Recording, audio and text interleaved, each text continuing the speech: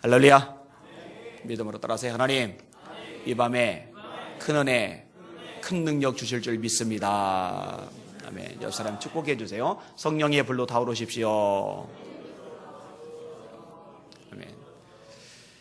여러분, 하나님이 뭔가를 주실 때는요, 그냥 주시는 적이 없어요. 목적이 있어서 주십니다. 에스더가 왕 후의 위를 얻었잖아요. 나라가 위기 가운데 처했을 때 모르드게가 에스더에게 촉구를 합니다. 왕 앞에 가서 이 문제에 뛰어들어 보라고. 왕이 나를 부르지 않은 지가 30일이 지났는데 왕 앞에 나갔을 때 왕이 금호를 내밀지 않으면 나도 죽습니다 라고 머뭇거리는 에스더에게 모르드게가 말합니다. 당신이 네가 왕 후의 위를 얻은 것이 이때를 위함이 아닌 줄 누가 알겠느냐. 너 지금 잠잠하면은 하나님은 다른 방법으로 우리 민족을 구원해 주실 것이다. 그러나 너와 네 아비 집은 망할 줄 알아라. 왕후의 지위를 주신 것은 목적이 있는 거예요. 그렇게 국가적으로 위기를 만날 때 움직이라고. 여러분, 주님께서 달란트를 주시는 데는 그냥 주는 게 아니죠. 놀아라, 먹어라, 마셔라, 누려라, 그러고 주신 게 아니에요. 달란트를 주신 목적이 있어요. 왜 달란트를 주셨어요? 일하라고. 주를 위해서 일하라고. 남기라고 주신 거예요. 5달란트 받은 사람은 그 목적에 합당하게 5달란트를 더 남깁니다. 칭찬 들어요. 착하고 충성된 종아, 네가 작은 일에 충성하였음에 내가 많은 것으로 내게 맡기리니 네 주인의 즐거움에 참여할지어다. 2달란트 받은 사람도 똑같은 칭찬을 받아요. 근데 1달란트 받은 사람은 땅에 묻어둬요. 그리고 주인 보고 말합니다. 주님, 엄한 사람 아닙니까? 해치지 않은 데서 모으시는 분 아닙니까? 제가 주인을 두려워해서 땅에 감추어 두었습니다. 주인이 뭐라고 말씀하세요? 바깥 어두운 데 내어 쫓아라. 거기서 이를 갈며 슬피 울미 있으리라. 달란트를 주신 것은 땅에 묻어두라고 주신 게 아니에요. 활용하라고 주신 겁니다. 근데 활용을 안 하니까 쫓겨나는 거죠. 이를 갈며 슬피 울게 되는 거죠. 여러분, 하나님이 여러분들에게 달란트를 주시잖아요. 재능이에요. 재능, 탤런트, 재능. 재능을 왜 주셨어요? 주를 위해서 쓰라고 주신 줄 믿으시길 바랍니다. 남기라고 주신 줄 믿으시길 바랍니다. 땅에 묻어두면 쫓겨납니다. 땅에 묻어두고 룰루랄라 하고 있으면요, 바깥 어두운 데 쫓겨나 이를 갈며 슬피 울 것이라고 예수님이 분명히 말씀하셨습니다. 목적이 있어서 주신 거예요. 은사도 역시 마찬가지입니다. 쓰라고. 주님의 몸된 교회의 덕을 세우는데 활용하라고 은사를 주신 거거든요. 오늘 본문에 나오는 이 기적 얘기도 마찬가지예요. 이 기적 하나님의 은사 중에 한 부분인데 왜 주시느냐? 목적이 있어요. 목적을 이루는 것이 지혜인 거죠. 자, 오늘 본문 돌아오겠습니다. 등장인물이 2사람이 나와요. 하나는 베드로고 하나는 에니야입니다. 32절과 33절을 같이 읽을게요. 시작. 때에 베드로가 사방으로 두루 행하다가 룻다에 사는 성도들에게도 내려갔더니 거기서 에니야라 하는 사람을 만나매 그가 중풍병으로 상 위에 누운 지 8년이라. 아멘. 베드로는 여러분이 잘 아시다시피 고기를 잡는 사람입니다. 고기를 많이 잡으면 기쁘고 고기를 많이 못 잡으면 슬프고. 그게 이제 베드로의 삶의 일과였어요. 밤새도록 그물을 내려서 고기를 많이 잡고 싶은 꿈을 가졌던 사람. 그가 베드로란 말입니다. 예수님을 만나죠. 예수님의 부름을 듣죠. 그리고 예수님을 따라 나섭니다. 그리고 예수님의 제자로 3년간을 보냅니다. 실수 많이 합니다. 많이 넘어집니다. 트러블 메이커라고 해도 틀리지 않을 만큼 문제투성이 인간이 베드로입니다. 그럼에도 불구하고 3년간 주님을 잘 따라다녔어요. 그런데 3년간이나 따라다녔음에도 불구하고 사실 우리 눈으로 볼 때 성장한 모습은 별로 보이지를 못합니다. 얼마나 어리석은 모습으로 보이냐면요, 예수님이 내 마음이 심히 고민하여 죽게 되었으니 기도해달라고 애청을 하셨는데 그 말 싹 무시하고 골아떨어져 잠자고 말아요. 주님이 와서 깨우시죠. 그리고 가서 기도하시죠. 또 자요. 그게 베드로입니다. 예수님이 잡혀가실 때 그 직전에 제가 주와 함께 죽을지언정 주를 부인하지 않겠다고 큰 소리 빵빵 쳐놓고는 예수를 멀찍이 따라가죠. 그리고 계집종 앞에서 예수님을 3번 부인하죠. 이게 베드로입니다. 거기다가니죠, 예수님이 죽음을 이기고 부활하셨어요. 그리고 베드로에게 나타나셨어요. 부활의 주님을 보여주셨어요. 그럼에도 불구하고 다른 제자들 앞에서 나 물고기 잡으러 갈래, 그러니까 나도 갈래 해서 우르르 끌고서 옛삶으로 돌아가 버린 인물이 베드로입니다. 주님이 부르기 이전의 삶, 주님을 만나기 이전의 삶, 이전에 고기 잡으면서 그 고기 잡는 것을 인생의 목적으로 삼았던 그 삶으로 되돌아가 버렸어요. 그게 베드로예요. 자, 그런 베드로를 예수님이 버리잖아요. 싹이 노랗다고 내치지 않아요. 그 갈릴리 바다까지 기어이 쫓아가셔서 다시 베드로를 부르셔요. 그리고 베드로는 다시 주님의 음성을 듣고 마음을 다지게 됩니다.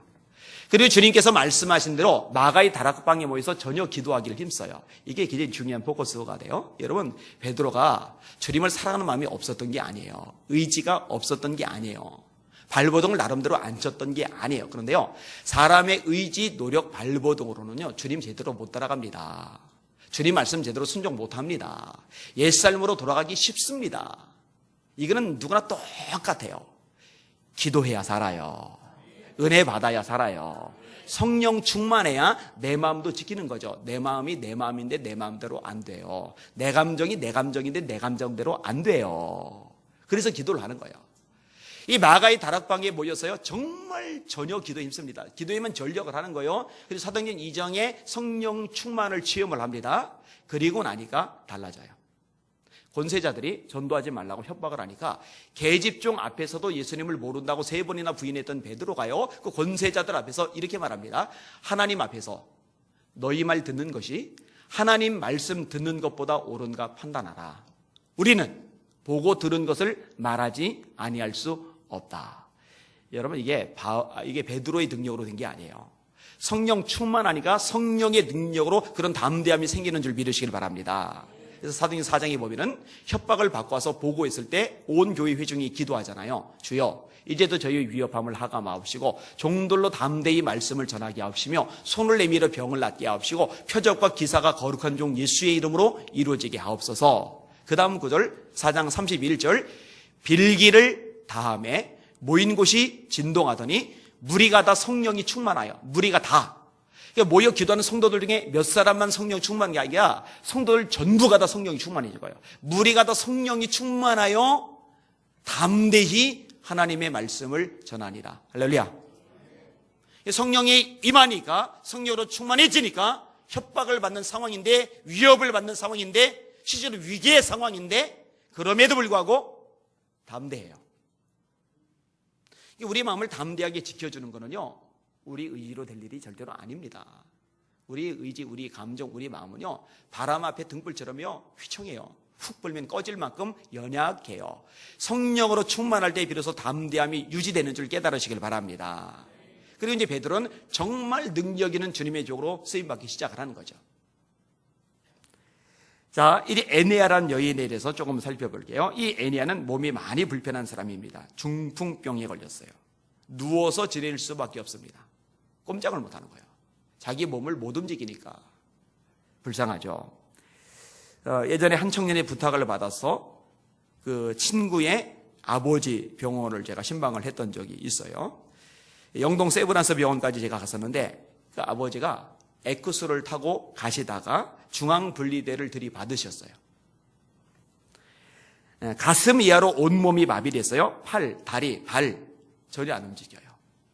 요거 위에만 움직여요. 눈, 그 다음에 입, 그리고 말하는 것만 돼요. 그 가족들이요, 굉장히 고통을 많이 겪어요. 아버지가 사업을 해서 가족을 먹여 살렸는데 누워 계시니까 아들, 큰아들이 아버지가 하던 출판사를 이어서 그 일을 해요. 꾸려나가는 거죠. 다른 직장 다니던 거 다 그만두고 간병인을 두지 않고 대신 병실에 매일 상주하면서 아버지를 돌봐요. 그러니까 온 집안이 너무너무 시달리는 거죠. 그 무렵에, 제가 방문했을 그 무렵에 1년이 채 되기 직전의 모습이었어요. 근데 여러분, 이 애니아는요, 몇 년째예요, 지금? 8년. 그러니까 중환자가 한 명 생기고 8년 정도 시간이 지나면요, 온 가족들 정신이, 그 다음에 몸이 피폐해집니다. 참 힘들어지는 상황이 돼요. 자, 이때 베드로가 애니아를 치료합니다. 34절 가실게요. 34절. 시작. 베드로가 가로되 애니아야, 예수 그리스도께서 너를 낫게 하시니 일어나 네 자리를 정돈하라는데 곧 일어나니. 아, 대단한 것 같아요. 대단한 것 같아요. 지금 누워서 꼼짝을 못한 지 8년이 된 그 자매를 보고서 담대하게 선언하는 거예요. 주변에 사람들 눈도 있는데 담대하게 선언하는 거예요. 애니아야, 예수 그리스도께서 너를 낫게 하시니 일어나 네 자리를 정돈하라. 이거 대단한 거예요. 왜냐하면 이렇게 말을 했는데 안 일어나 봐요. 이 베드로는 사도란 말이에요. 사도들 중에서도 리더란 말이에요. 근데 예수 그리스도 이름으로 명하노니 너를 낫게 하시니 일어나라 했는데 안 일어나시는데요. 이러면은 골치 아프잖아요. 그렇게 말을 할 수 있는 게 참 대단한 거예요. 예전에 일용했던 적이 있는데 저도 들은 얘기예요. 베드로가 안진뱅이를 일으킨 사건이 있잖아요. 사도행전 3장에 나오잖아요. 이것처럼 자기도 해보고 싶었던 어떤 목사님이 길가에서 구걸하는 안진뱅이 거지에게 이 명령을 해보고 싶은 거예요. 은과 금은 내게 없거니와 내게 있는 것으로 내게 이르노니 곧 나사렛 예수 이름으로 일어나 걸어라 하고 딱 잡아 일으키고 싶은데, 문제는 이렇게 선언했을 때 사람들 지나가는 길목판 있잖아요. 왜냐면 사람들 지나가는 데서 구걸을 해야 돈이 생기니까. 근데 사람들이 오고 가는데 이렇게 딱 선언했다가 안 일어나는 망신 당할 것 같으니까 그분 설득을 해가지고는 저 구석지 사람 아무도 안 다니는 곳까지 모시고 가가지고는 거기다 손을 대고서 나사렛 예수 명하노니 일어나라 그런 거예요. 일어날까요? 안 일어날까요? 안 일어나죠. 왜 안 일어나요? 믿음이 없는 거니까. 믿음이는 대중 앞에서도 해야 되죠. 사실 역사는 믿음만큼만 일어나는 거거든요. 그래서 믿음의 역사라는 말이 언급이 되는 거거든요. 자, 아무튼 베드로의 모습 너무나 많이 변했어요. 긍정적으로 변했어요. 자, 베드로 이렇게 선언하니까 어떤 일이 생깁니까? 곧 일어나니. 곧 일어나니. 정말 놀라운 구절이에요. 그리고 솔직히 말해서 너무 부러운 구절이에요. 너무 부러운 구절이에요.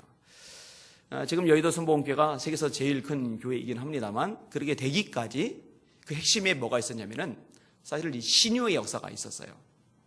나는 할렐루야 아줌마였다라는 책, 이렇게 두꺼운 책이에요. 최자실 목사님이 쓰신 책이에요. 아주 재미있게 읽었어요. 이 최자실 목사님이 조윤기 목사님의 장모님이잖아요. 이 두 분이 기도의 목숨을 걸었잖아요. 사실 신학교 다닐 때 통성기도 방언기도를 하는데 다른 신학생들이 하도 욕을 해가지고 중단했던 적이 있대요. 그 책에 보니까. 그런데 통성기도 그리고 방언기도를 계속 하고 싶은데 중단하니까 미치겠는 거예요. 그래서 욕 먹을 각오로 그냥 기도를 계속했대요. 그랬더니 나중에 한 사람씩 두 사람씩 기도자들이 생기면서 이제 기도불이 이제 더 붙었어요. 그리고 이제 개척을 했는데 그 지역에 진짜로 사람 꼴이 아닌 완전히 몸이 다 썩어갈 정도로 엉망이 된 한 사람이 있는데 이 사람을 찾아가서 기도해 주는 거예요. 또 다시 가서 기도해 주는 거예요. 금방 나는 게 아니에요. 다음날 또 가요. 다음에 또 가요. 다음에 또 가요. 다음에 또 가요. 끈질기게 가서 기도를 하는데 이렇게 반복되는 기도 속에서 그 사람이 깨끗하게 치료가 된 거예요. 이것이 소문이 나면서 그 지역에 있는 사람들이 모여들기 시작했고 이 교회가 점점 부흥하기 시작을 했죠. 사실 우리 교회 가운데도 이런 것이 나타나야만 합니다. 자, 3대 사역이 있잖아요. 복음 전파, 전도해야죠. 그 다음에 제자 양육, 말씀으로 훈련받아야죠. 그 다음에 치유사역, 영과 혼과 육에 병든 것이 예수 그리스도의 이름으로 회복이 되어야 하죠. 영적으로 귀신 들린 사람 귀신이 나가야 되잖아요. 정신적으로 병들고 쇠약해진 사람 강건해져야 되잖아요. 육신적으로 병든 사람 예수 그리스도의 이름으로 치료되고 회복이 돼야 되잖아요. 이게 교회의 마땅한 모습이니까요. 조니모 목사님이라는 분이 있어요. 비냐드 운동을 일으켰던 분이죠. 저는 이분까지는 인정을 그래도 하고 이분 이후에 더 나간 분이 있어요. 존 아노트라고 토론토 블레싱이라고 있어요. 거기는 제가 볼 때 성서적으로 문제가 있다고 봐져요. 그래서 제가 인정하는 부분은 이 부분까지입니다. 근데 이분이요, 성경대로 되도록 기도를 해요. 혼자 기도 안 해요. 교인들하고 같이 기도를 해요. 원래 같이 기도해야 돼요. 초대교회도 같이 기도하잖아요. 같이 기도를 하는데 한 달 기도해도 두 달 기도해도 세 달 기도해도 성경대로 병자가 일어나고 성경대로 귀신 쫓겨나게 해달라고 열심히 뜨겁게 기도하는데 역사가 안 일어나요. 그런데 포기를 안 해요. 목사님도 포기를 안 하고 교인들도 포기를 안 해요. 하나님의 말씀대로 되게 해달라고. 아까 제가 인용했잖아요. 초대교회도 그 기도했잖아요. 저희 위협함을 하감하옵시고 종들로 담대히 말씀을 전하게 하옵시며 손을 내밀어 병을 낫게 하옵시고 표적과 기사가 거룩한 종 예수의 이름으로 이루어지게 하옵소서. 요 기도를 이 교회도 한 거예요. 응답이 안 돼도 아무런 조짐이 안 나와도 포기하지 않고 계속 기도를 한 거예요. 그러다가 한 명이 정말 기적적으로 살아났어요. 그 다음부터 역사가 일어나기 시작을 하는데 50여 명의 성도들이 6,000명 이상으로 성장을 합니다. 이런 존 윈버 목사님을 눈여겨본 교수님이 피터 와그너 교수님입니다. 풀로대학교 교수님이에요. 이 교수님이요, 풀로대학교 내에 MC510 표적, 기사, 교회 성장이란 과목을 개설합니다. 후이 과목 명칭을 기적과 교회 성장으로 바꿉니다. 1982년 1월에 강의를 시작했는데 강의 시간이 끝나면은 말씀을 배우러, 성경을 배우러, 신학을 배우러 온 목회자들과 함께 이 강의 내용에 따라서 기도하는 시간을 가지는 거예요. 자, 신유에 대해서 공부를 했어요. 그럼 신유를 위해서 기도하는 시간을 갖는 거예요. 축사에 대해서 공부를 했어요. 그럼 귀신 쫓아내는 기도를 같이 하는 거예요. 은사에 대해서 같이 공부를 했어요. 그럼 이 은사가 그 시간에 임하게 해달라고 기도를 하는 거예요. 바로 그 강의 시간에 하나님의 능력이 나타나는 거예요. 밤마다 그 자리에서 지식의 말씀의 은사가 사실로 증명되고 병자가 치료를 받고 악령이 쫓겨나고 놀라운 역사가 일어나요. 그리고 이 교수님도 이 목에 종기가 생기고 이 종기에서 진물이 늘 흘렀는데 제자들과 같이 기도하다가 치료를 받았어요. 그래서 이 피터 와그너 박사 이분에게 우리나라 목사님들이 굉장히 많이 가서 공부를 했죠. 4만 명 이상의 목회자들이 여기서 배웠습니다. 여러분, 지금도 하나님의 말씀대로 일어날 수 있다는 거 믿으시고 기도합시다. 그 기도하셔야 됩니다. 지난 주일날 전북 지방의 성결인대에서 제가 말씀을 전했어요.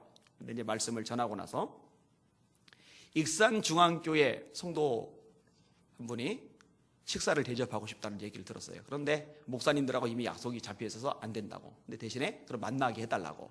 그래서 식사를 한 다음에 그 교회를 찾아갔어요. 근데 이유가 있어요. 익산 중앙교회 부흥회를 제가 인도를 했었는데 그 여자분이 집사님이실 때 사고를 당했어요. 지팡이를 늘 짚고 다녀요. 앉았다 일어났다 이걸 못해요. 버스를 못 타요. 얼굴이요 완전히 찌그러질 대로 찌그러지는 완전히 초췌한 얼굴이에요. 얼마나 시꺼먼지 얼굴이. 그때 제가 머리에 손대고 나사렛 예수 이름으로 치료될지어다 하고 선포를 하고 기도를 했는데요, 그 기도 받고 지팡이 던져버렸어요. 그거를 기억하고 있는 거예요. 그래서 딸기 농사를 짓거든요. 딸기잼 5통을 만들어가지고 그걸 가지고 오신 거예요. 이분 얼굴을 보고 제가 깜짝 놀랐어요. 페이스북에 제가 그분 사진도 올려놨어요. 얼굴이 얼마나 하얘졌는지, 얼마나 얼굴이 환해졌는지. 그리고 이번에 교회 건축하고 나서 그 남자 성도님은 안수 집사님으로 직임을 받으셨고 그 여자 집사님은 권사님으로 직임을 받으셨어요. 제가요 가끔 한두 가지 언급을 하는데요, 실제로요 믿음으로 기도를 받는 사람들 속에요 역사들이 많이 일어나요. 그러니까 각 지역에서 기도해 주는 사람들이 얼마나 많이 생겼는지 몰라요. 이번에도 가서 한번 확인을 해보세요. 안동교회 권사님 집사님들 보고 하나님께서 얼마나 성령으로 역사를 해주셨는지. 여러분, 말씀대로 되는 겁니다.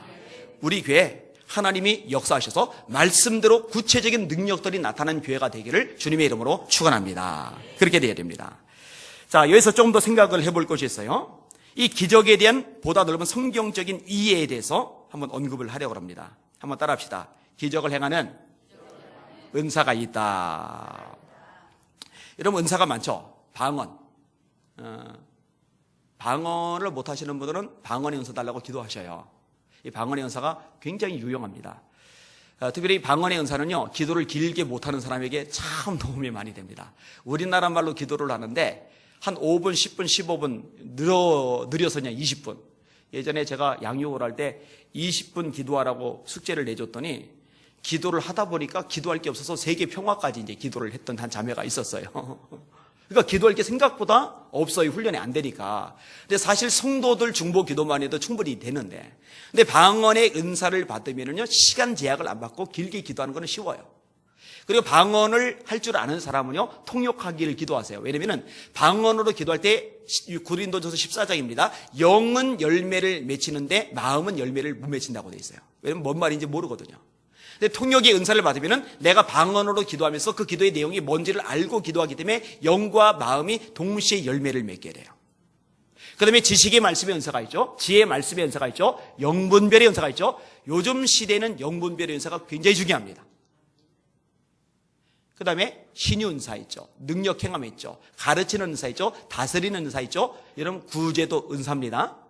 섬기는 것도 은사입니다. 찬양 은사예요. 이게 굉장히 많은 은사들이 있는데 그 중에 하나가 바로 이 기적을 행하는 은사입니다. 근데 사람들이요, 이 은사들 중에서 특별히 우월하게 생각하는 은사가 있어요. 신유의 은사, 기적을 행하는 은사, 이걸 되게 우월하게 생각을 해요.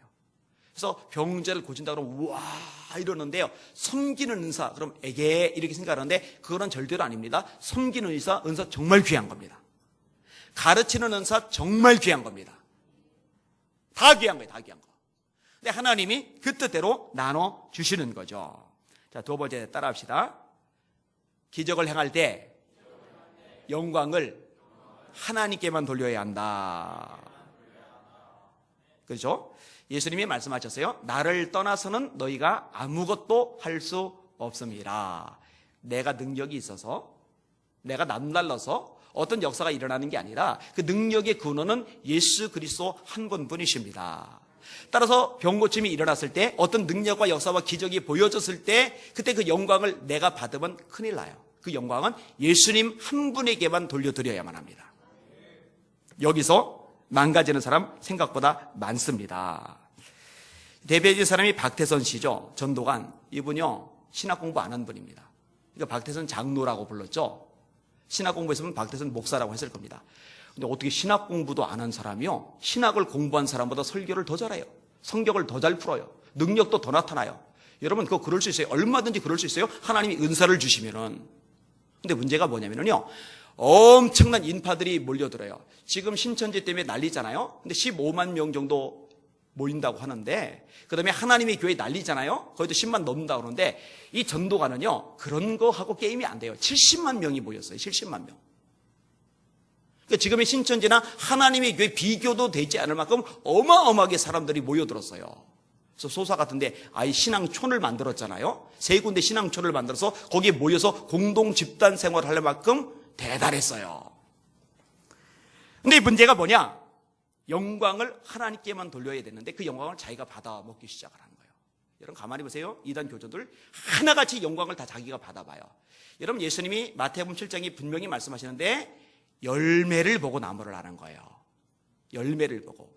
영광을 하나님께만, 우리 예수 그리스도에게만 돌리면 괜찮은데, 자기가 영광을 받고 자기가 말씀의 아버지고, 자기가 두 감람나무고, 자기가 두 증인이고, 이 바테선이 자기한테 했단 말이에요. 자기가 두 증인이라고, 자기가 두 감람나무라고. 이거는 틀려먹은 거죠 벌써. 초점을 예수님께만 가게 해야 되는데 자기가 막 박수갈채 받으면서 난리 영광을 다 누리는 거예요. 이거는 가짜예요. 속으면 안 되는 거죠.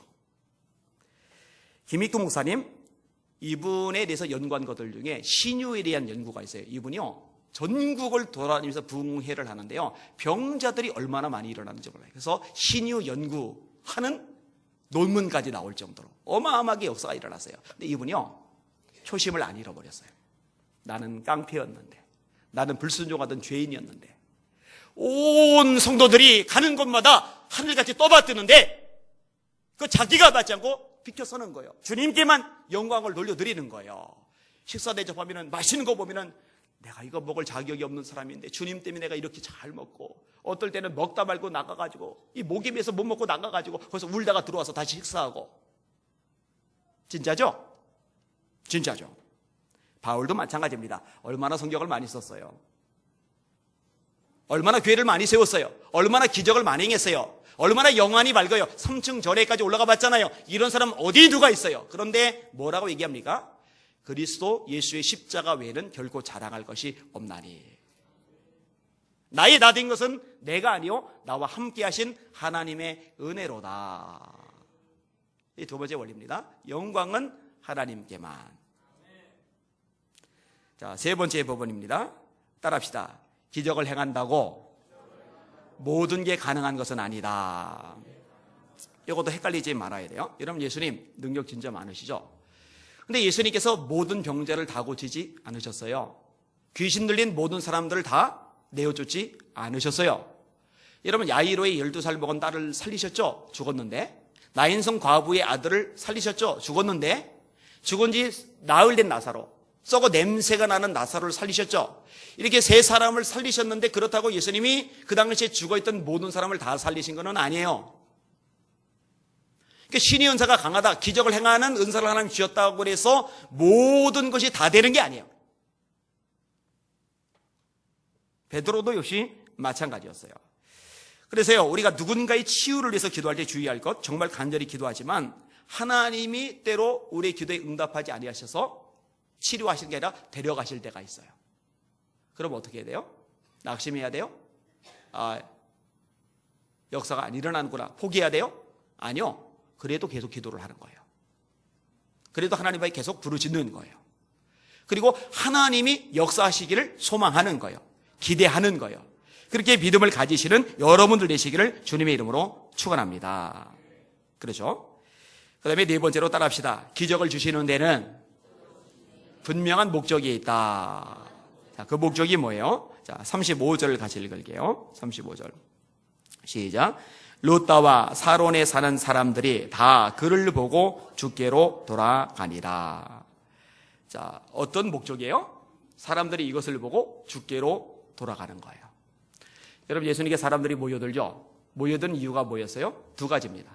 말씀도 듣고 병 고침도 낫고자 하여 예수께 모여오되 예수는 한적한 곳에서 기도하시리라. 말씀 들으려고, 그 다음에 병 고침 받으려고. 이 두 가지 목적 때문에 사람들이 모여든 거예요. 근데 여러분, 이 말씀과 병 고침 또는 말씀과 기적, 이 두 가지는요, 나란히 놓아지는 것은 아닙니다. 우선순위가 있어요. 우선순위는 뭐예요? 말씀입니다. 말씀. 자, 예수님이 승천하기 전에 제자들에게 말씀하십니다. 너희는 온 천하에 다니며 만민에게 복음을 전파하라. 믿고 세례를 받는 사람은 구원을 얻을 것이요 믿지 않는 사람은 정죄를 받으리라. 전도하라는 거예요. 만민, 대상은 만민이에요. 그리고 가만히 있으면 안 돼요. 교회만 틀어박혀 있으면 안 돼요. 돌아다녀야 돼요. 온 천하에 다니며라고 돼 있잖아요. 지난번 기관장 회의 때 얘기한 대로 이제 가을철 되면은 주일 오전 2부 예배 끝나고서 이제 나가서 전도하는 시간도 가질 거예요. 이건 주님의 지상 명령이에요. 그리고 여러분이 틈이 날 때마다 다니면서 전도를 하셔야 돼요. 초대교회의 위대함이 여기 있잖아요. 여러분, 예수 믿는 것 때문에 박해를 받았어요? 도망을 가요. 여러분, 도망가면서 집 짊어지고 도망가는 거 아니잖아요. 주택 문제 얼마나 심각합니까? 옛날이나 지금이나 우리나라나 외국이나 이 집 문제는요, 사람에게 굉장히 민감한 사안입니다. 월세든 전세든 자가집이든 간에 이 집 문제 때문에 사람들이 끙끙 앓아요. 근데 집이 날아갔단 말이에요. 게다가 직장 날아갔죠. 왜냐면 도망갔으니까. 도망가면서 직장 마련해놓고 도망가는 게 아니잖아요. 옛날이나 지금이나 우리나라나 외국이나 이 직장 문제는 굉장히 민감합니다. 먹고 사는 문제 해결 안 되면은요, 사람들 발 동동동 굴러요. 이거는 어쩔 수 없어요. 세상에 발을 들이고 사기 때문에. 근데 초대교회 성도, 예루살렘 교회 성도들은요, 이 주택 문제와 직장 문제가 한 번에 밑바닥이 돼버린 거예요. 살 집이 당장 없어요. 먹고 살 직장이 당장 없어요. 그리고 낯선 곳에 도망을 갔기 때문에 주변에 아는 사람도 없어요. 예수 믿는 이유 하나 때문에. 근데 그들이 뭘 해요? 흩어진 곳에서 전도를 해요. 내 팔자야, 내 꼴이야, 내 인생이야, 어떻게 먹고 살지, 맨날 이것만 고민하는 게 아니라 거기서 전도를 해요. 주의 소리에 함께 하심에 허다한 무리가 믿고 죽게 더하더라. 그 말씀이 거기서 나오잖아요. 그리고 히랍 말을 할 줄 아는 사람이 히랍인들에게도 전도해서 히랍인들도 예수님을 믿게 되고 교회가 세워져요. 목사님 한 분이 그 지역에 가서 건물을 하나 임대하고 십자가를 매달고 간판 붙이고 창립 예배 드리고 열심히 전도해서 교회가 세워진 게 아니라 목회자들도 없는데 집을 잃어버린 교인들이, 직장이 날아간 교인들이 흩어진 곳에서 전도해서 교회가 동그라니 생겼어요. 이 교회가 위대한 선교의 전초기지인 안디옥 교회예요. 교인이 많아지고 목회자가 없고 말씀이 필요하니까 예루살렘 사도들이 바나바를 파송하고, 바나바가 예수님 만난 사울을 데리고 바울을 데리고 가서 둘이 공동 담임 목사가 돼서 안디옥에서 말씀을 가르치면서 비로소 그리스도인이란 말을 듣게 되고, 그리고 교회는 더 강력해지는 거죠. 여러분, 주님 말씀에 순종합시다. 전도합시다. 예수 전합시다. 예수 자랑합시다. 여러분, 자식 자랑하잖아요. 자식 자랑보다 예수 자랑 더 합시다. 여러분, 좋은 집사면 집 자랑하고 싶잖아요. 집 자랑보다 예수님 자랑 더 합시다. 좋은 거 뭐 생기면은, 저도 노트북 신형 하나 사고 그러면은요, 일부러 하우영 목사님 불러요. 여러분도 뭐 좋은 거 생기면 자랑하잖아요. 그죠? 그죠? 우리 애들, 이번에 효빈이가 성적상을 받았어요. 성적상을 받았어요. 근데 학교 가고 나서 고민을 했대요. 하나님이 정말 이 학교를 보내신 건지 아닌지 몰라서 하나님께서 보내신 것이라면은 이런 상 한번 받게 해달라고 그거를 뭐 징표로 알겠다고 이렇게 기도를 했대나 봐요. 아내톡이 들었는데. 자, 그런 얘기를 들어요. 또 효리는 얘기를 들어요. 그러면은요, 제가 살그머니 그 페이스북에다 올려요. 그런데 적어도 예수님을 내 자식보다, 내 집보다, 내 어떤 물건보다 더 자랑해야죠. 다른 건 자랑하는데 예수님 자랑 안 하면 문제가 되는 거예요. 초대교회 그렇게 자랑한 거예요. 다시, 너희는 온 천하에 다니며 만민에게 복음을 전파하라. 믿고 세례를 받는 사람은 구원을 얻을 것이요 믿지 않는 사람은 정죄를 받으리라. 그 다음에 이어지는 구절, 제가 자주 인용하는 구절, 믿는 자들에게는 이런 표적이 따르리니. 거기 기적 얘기 나와요. 표적이란 말은 목적을 가진 기적이란 뜻이에요. 요한복음에는 7가지의 기적이 나오는데 마태, 마가, 누가복음과는 달리 표적이라고 말해요. 7가지의 표적. 왜 표적이라고 그러느냐? 예수님이 누구인지를, 예수님이 하나님인지를 증명하는 목적을 가진 기적이다. 그래서 표적이라고 그럴 거예요. 믿는 자들에게는 이런 표적이 따르리니 곧 저희가 내 이름으로 귀신을 쫓아내며 새 방언을 말하며 뱀을 집으며 무슨 독을 마실지라도 해를 받지 아니하며 병든 사람에게 손을 얹은 적 나으리라. 이 말씀을 마치시고 예수께서 하늘로 올리시니라. 제자들이 나가 두루 전파할세 주께서 함께 역사하사 그 따르는 표적으로, 그 따르는 기적으로 따라합시다. 말씀을 확실히 증거하시니라. 그렇죠? 자, 조금 전에 말했어요. 말씀도 듣고 병 고침도 낫고자 하여 예수께 모여드는데 이게 나란한 게 아니라 우선순위가 있어요. 뭐가 더 우선순위라고요? 말씀이 우선순위예요. 복음이 우선순위예요. 영혼 구원이 우선순위예요. 이것을 위해서 하나님이 기적을 주시는 겁니다. 야, 내가 손을 펴서 기도하니까 귀신이 나가. 내가 손을 펴서 기도했더니 병자가 고쳐져. 그러고 끝나면은 주신 목적에 합당하지 않아요. 그것을 계기로 그것을 본 사람들이 예수님을 믿고 예수님께로 돌아오게 하시는 것. 그게 바로 기적의 목적인 거죠. 35절 다시 한번 읽어볼게요. 다 같이 시작. 룻다와 사론에 사는 사람들이 다 그를 보고 주께로 돌아가니라. 아멘. 그럴까요? 저와 여러분들이 그렇게 기도해야 돼요. 하나님, 저희 교회에 표적들이 나타나게 해주세요. 그래서 이 표적을 통해서 이 지역에 예수 믿지 않는 사람들이 구원받는 문이 활짝 열리게 하여 주시옵소서. 이 표적을 통해서 예수 믿지 않는 사람들이 야, 놀랍다 하고 모여들게 하시고 모여든 그들이 말씀 듣다가 거듭나게 하여 주시옵소서. 하나님의 백성으로 변화되게 하여 주시옵소서. 표적 자체의 목적이 아니라 예수님이 드러나고 복음이 전해지고 영혼들이 구원받는 게 목적인 거죠. 말씀을 정리할게요. 자, 다시 한번 따라서 해봅시다. 기적을 행하는 은사가 있다. 두 번째 따라합시다. 기적이 나타나면 영광은 하나님께만. 혹시 그래도 조금씩 나타나긴 하는데 제가 나중에 더 많이 나타나서 막 이러고 제가 영광 받기 시작하면은 여러분들이 저를 찔르셔야 돼요. 목사님 정신 차리세요. 비키세요. 예수님 영광 받으셔야죠. 이렇게 돼야 돼요. 교인들도 마찬가지예요. 똑같아요. 자, 세 번째 따라합시다. 모든 것을 다 가능하게 하는 건 아니다. 이게 어떤 역사 능력이 있다고 해서 다 되는 게 아니에요. 아니, 능력이 있다면서 왜 못 고쳐? 아니, 기적을 행한다면서 왜 이거는 못해? 이거는 바보예요. 예수님도 그렇게는 안 하셨어요. 자, 마지막 네 번째 따라합시다. 기적을 주시는 목적은 영혼 구원에 있다. 잊지 마시기를 주님의 이름으로 축원합니다. 아이젠하워 전 미국 대통령이 어렸을 때 학교에서 돌아오다가 다리를 다쳤어요. 근데 대수롭지 않게 여겼는데 이게 문제가 발생했어요. 다리가 완전히 망가져 버린 거예요. 시간이 지난 다음에 푸크린 박사가 진찰을 해보더니 절단 수술을 해야 된다고 말을 합니다. 제 발이 발칵 뒤집혀요.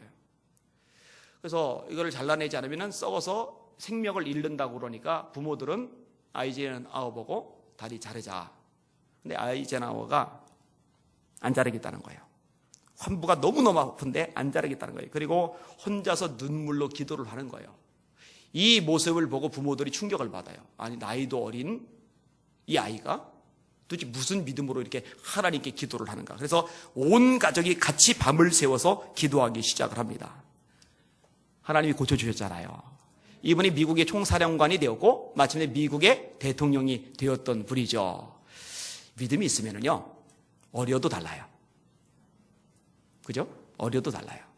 우리 예수님께 성도들 안에 이런 믿음이 있기를 주님의 이름으로 축원합니다. 이런 믿음을 가지고 하나님의 기적을 경험하고 그 기적을 경험한 삶을 가지고 복음을 전하셔서 많은 사람들 주님 앞에 이끌어서 이 자리에 예배자가 가득하실 수 있기를 예수님의 이름으로 축원합니다. 제가 요즘 간절히 기도하는 기도 제목 중에 하나가 그냥 성도가 많아지게 해달라는 기도가 아니에요. 아까 찬양 중에도 예배에 관련된 찬양, 예배자 관련된 찬양 들을 때마다 가슴이 막 울컥울컥한데 이 안에 예배자가 가득하기를 원합니다. 하나님의 기적을 경험하고 그래서 모여든 구원받은 백성들, 그들이 정말 진정한 예배자가 돼서 하나님이 영광을 받으시는 이 공간이 되기를 주님의 이름으로 축원합니다. 아멘. 기도하겠습니다.